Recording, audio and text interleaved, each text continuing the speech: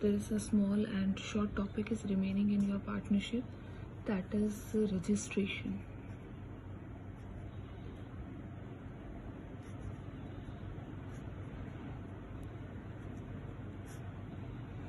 Registration is how much is necessary of partnership, कि जो हम क्या कर रहे हैं, पार्टनरशिप है हमारी का बिज़नेस अगर हम स्टार्ट कर रहे हैं तो उसमें रजिस्ट्रेशन कितना मैटर करता है। देखो, पहली बात तो ये आती है कि रजिस्ट्रेशन जो है वो कंपलसरी नहीं,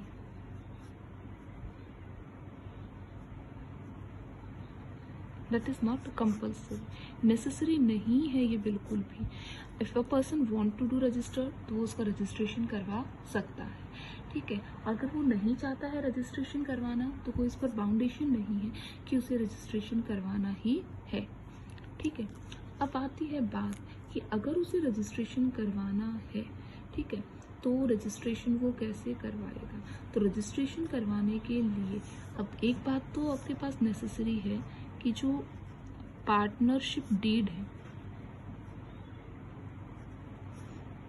या जिसे हम क्या कहते हैं, पार्टनरशिप एग्रीमेंट कहते हैं, वो तो नेसेसरी है, वो क्या है, बना हुआ होना चाहिए। There must be a partnership agreement, name of the firm, उसको ऑफिस, ठीक है, हेड ऑफिस कहाँ पर है, कौन कौन से पर्सन्स हैं, जो अदर फर्म्स हैं उसकी, मतलब मान लो एक जगह हमने मेन ब्रांच क्या है बना ली है, मेन हेड ऑफिस हमने बना लिया है, और उसी पार्टनरशिप की अगर जो पार्टनरशिप बड़ी होती है, मान लो उसकी सब ब्रांचेस भी अलग अलग जगह के ऊपर, जैसे इसकी 3 ब्रांचेस अलग अलग प्लेसेस, तो ये सारी इन्फॉर्मेशन हमें प्रोवाइड करनी पड़ती है। कब हमने पार्टनरशिप बनाई है, कितना टाइम पीरियड है, पार्टनर्स की सिग्नेचर होनी चाहिए, उनकी रिटर्न के अंदर कंसेंट होनी चाहिए, स्वीकृति होनी चाहिए कि that they want to enter into the partnership business. तो ये सब चीज़ें हैं जो कि क्या होती है, नेसेसरी होती हैं जब हम क्या कराते हैं, पार्टनरशिप फर्म का रजिस्ट्रेशन करवाते हैं। और जब पार्टनरशिप फर्म क्या होती है, रजिस्टर्ड हो जाती है, तो हमें सर्टिफिकेट ऑफ रजिस्ट्रेशन मिलता है, ठीक है, और जिसके बाद में फर्म क्या हो जाती है, रजिस्टर्ड हो जाती है। अब बात आती है कि अगर हम क्या कराते हैं, पार्टनरशिप का रजिस्ट्रेशन करवा रहे हैं, तो हम उसको कैसे करवाएंगे। देखिए क्या प्रोसीजर होता है to get the firm registered. तो रजिस्ट्रेशन करवाने के लिए एक रजिस्ट्रार का ऑफिस होता है। रजिस्ट्रार का जो ऑफिस होता है वो हर एक डिस्ट्रिक्ट के अंदर होता है, हर एक स्टेट के अंदर होता है। तो क्या किया जाता है, अगर मान लो एक पर्सन है, ए, बी और सी, तीनों ने पार्टनरशिप फर्म बनाई and they want to get it registered, तो रजिस्टर्ड करने के लिए वो क्या करेंगे, एक प्रेस्क्राइब्ड फॉर्म लेकर आएंगे। किससे लेंगे, यहाँ रजिस्ट्रार के पास से उन्हें क्या मिलेगा, फॉर्म मिलेगा। तो गवर्नमेंट ने इन कामों के लिए, इन रजिस्ट्रेशन करवाने के लिए कई रजिस्ट्रार्स को क्या कर रखा है, प्रेस्क्राइब कर रखा है, अपॉइंट कर रखा है। एक प्रेस्क्राइब्ड जो फॉर्म है वो हम क्या करेंगे, फॉर्म जो है वो लेकर आएंगे, किसके पास से, रजिस्ट्रार के पास से। फिर उस फॉर्म को क्या करेंगे, हम फिलअप करेंगे, उसे भरना है। उस फॉर्म के अंदर जितनी भी इंफॉर्मेशंस क्या करता है, रजिस्ट्रार के ऑफिस से जो फॉर्म लेकर आएंगे उसमें जो जो इंफॉर्मेशंस चाहिए, that all the informations are filled. किस तरह की इंफॉर्मेशंस होती हैं जो हम उसके अंदर भरेंगे, जैसे कि name of the firm, firm का हेड ऑफिस कहाँ पर है, पार्टनर्स कौन कौन से हैं, किस दिन को बनाई गई है पार्टनरशिप, तो ये सारी इंफॉर्मेशंस हम उसमें भरेंगे। जितने पार्टनर्स हैं वो उसके ऊपर अपना सिग्नेचर करेंगे, फिर उसके साथ में फिलअप करके अलॉन्ग विद द फीस, तो फीस भी पे करनी पड़ेगी हमें।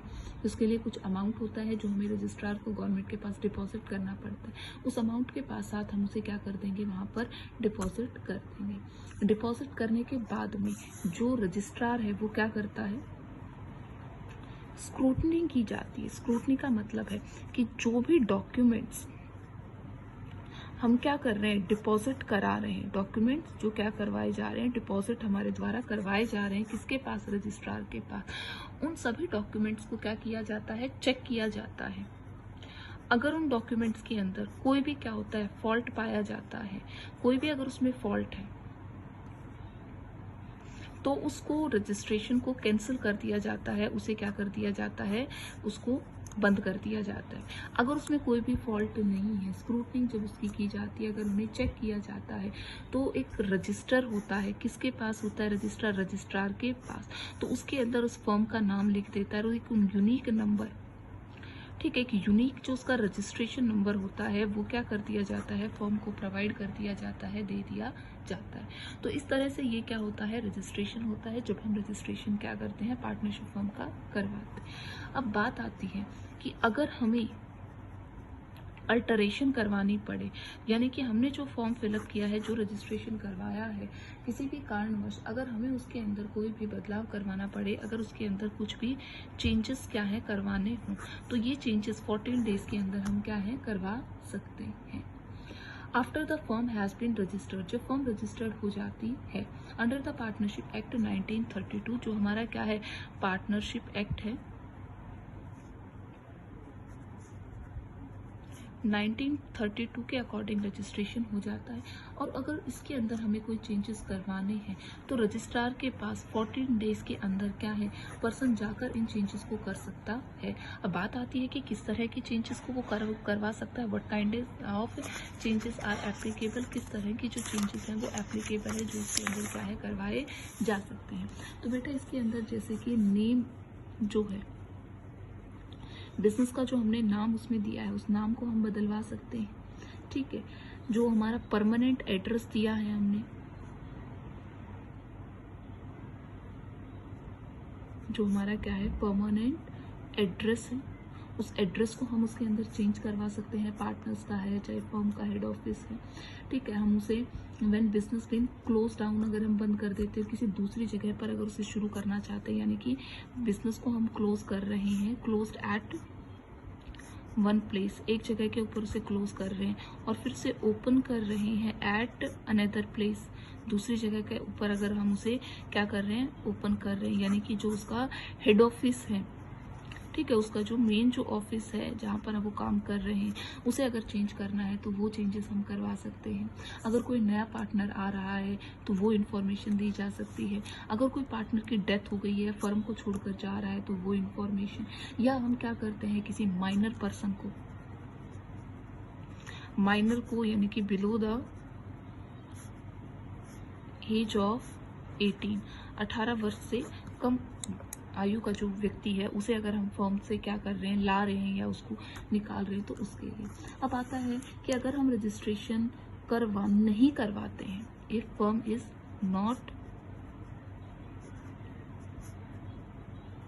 नॉट रजिस्टर्ड होती है, फर्म का रजिस्ट्रेशन नहीं करवाया जाता है, तो क्या इम्पैक्ट पड़ता है, क्या उसका फर्क होता है, क्योंकि नेसेसरी तो नहीं है।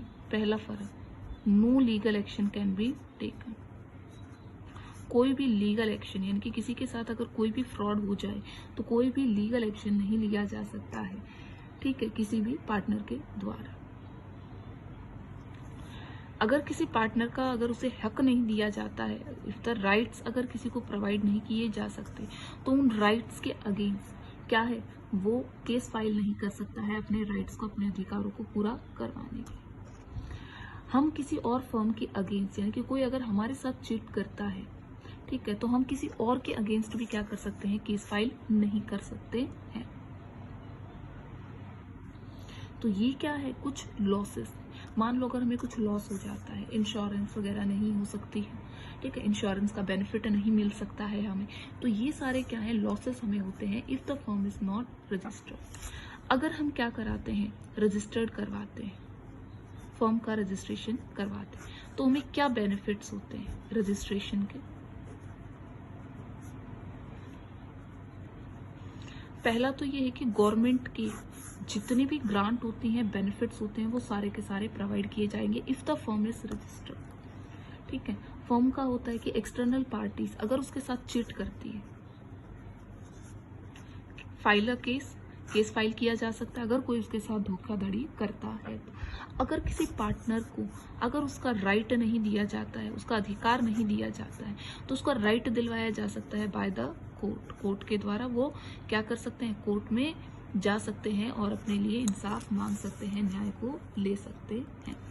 अब जो पार्टनर इनकमिंग है, अगर कोई नया पार्टनर बिजनेस के अंदर आ रहा है तो उसके लिए भी क्या होता है बेनिफिशियल होता है, ठीक है। क्यों? क्योंकि अगर वो रजिस्टर्ड है तो क्या है ऑनेस्टी है उस बिजनेस के अंदर, सभी काम सही तरीके से क्या है किया जा रहा है। अगर किसी पार्टनर की डेथ हो जाती है तो वो लॉ के अकॉर्डिंग उसके जो भी राइट्स होते हैं, जो भी उसका क्या है हिस्सा बनता है, that all the things will be return to him. अब आपको पता है गवर्नमेंट ने जैसे कि टैक्स के अंदर कुछ बेनिफिट प्रोवाइड कर रखे हैं, किसके अंदर, जो इंडिया का स्टार्टअप है, ठीक है, स्टार्टअप के अंदर कुछ टैक्स के अंदर बेनिफिट हैं अप टू 8 ईयर्स के अंदर, कि 8 साल तक आपको कोई भी टैक्स की पेमेंट नहीं करनी है, या गवर्नमेंट उसको सब्सिडीज प्रोवाइड करती है, कुछ अनदर बेनिफिट्स क्या करती है उनको प्रोवाइड करती है। तो आप रजिस्ट्रेशन करवाओ तो कि तभी जब गवर्नमेंट के पास इस चीज़ का रिकॉर्ड होगा, then only the government provide you to this benefits. अगर रजिस्ट्रेशन ही नहीं होगा तो गवर्नमेंट इस तरह के बेनिफिट्स क्या है प्रोवाइड करने में अनकैपेबल होती है, प्रोवाइड नहीं करा पाती। अब एक छोटा सा पॉइंट है जो कि आई थिंक कुछ वीडियोस मैंने डाला था बट वो मिस हो गया है आपका, तो minor as a partner. Topic क्या है, माइनर एज अ पार्टनर। पहली बात तो ये है कि माइनर को हम पार्टनर नहीं बना सकते, but according to the partnership act 1932 section 30 के अकॉर्डिंग एक पार्टनर को, एक माइनर पर्सन को क्या है, minor person can be a partner. Minor person जिसकी एज क्या है 18 बिलो द 18 ईयर्स है, उसे हम क्या कर सकते हैं, पार्टनर बना सकते हैं। लेकिन पार्टनर कब बना सकते हैं, जब उसे क्या मिलती है, मेजॉरिटी मिलती है या माइनॉरिटी, यानी कि सब सहमत होते हैं या सहमत नहीं होते। तो पहले हम ये बात लेते हैं कि जब सभी लोग क्या होते हैं, मान लो ए है, बी है, सी है और डी है, 4 लोग, ये मेजर है, ठीक है, ई क्या है, माइनर है। तो मान लो ई को पार्टनर बनाने के लिए ये सारे सहमत नहीं होते, मान लो क्या होता है, 3 मना कर रहे हैं, 3 जो हैं वो क्या कर रहे हैं, रेफ्यूज कर रहे हैं, एक क्या कर रहा है कि पार्टनर उसको बना रहा है। जब इस तरह की सिचुएशन होती है, जब उसको पार्टनर बनाने के लिए वोट कम मिलते हैं, यानी कि उसे मेजॉरिटी नहीं मिलती है, ठीक है, उससे पहले यानी कि मेजॉरिटी मिलने में उसको टाइम लगता है, तो मेजॉरिटी जब तक उसे नहीं मिलती है तब तक उस पार्टनर जो माइनर होता है वो सिर्फ प्रॉफिट के अंदर ही भागीदारी होती है, इनकी सिर्फ वो प्रॉफिट के अंदर ही उसकी हिस्सेदारी होती है, लॉस से उसको कोई भी मतलब नहीं होता है।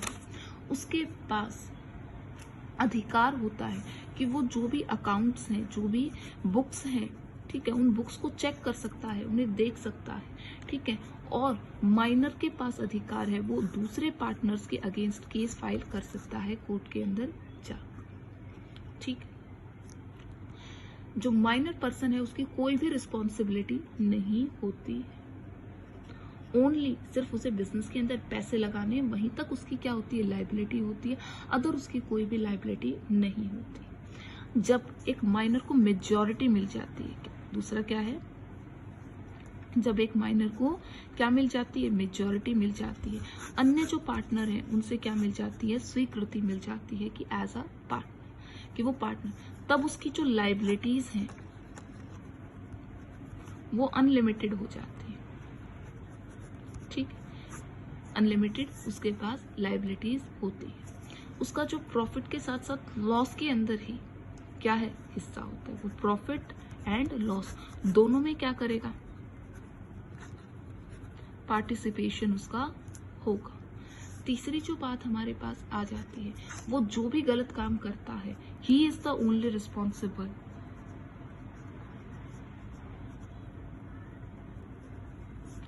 For the work. जो भी वो काम करता है वो उसके लिए क्या होगा, रिस्पॉन्सिबल होगा।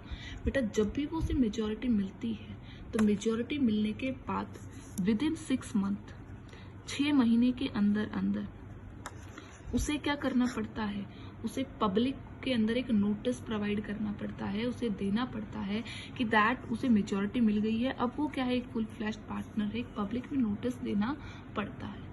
अगर वो पब्लिक के अंदर नोटिस उसको नहीं देता है with in the 6th month, तो वो क्या है, अगर वो नहीं देता है तो वो पार्टनर नहीं रहेगा, ठीक है। तो ये बेसिकली एक आपका छोटा सा टॉपिक था।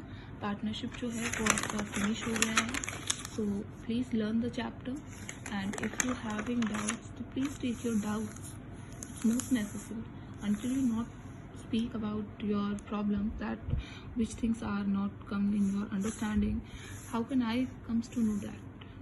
So please give your queries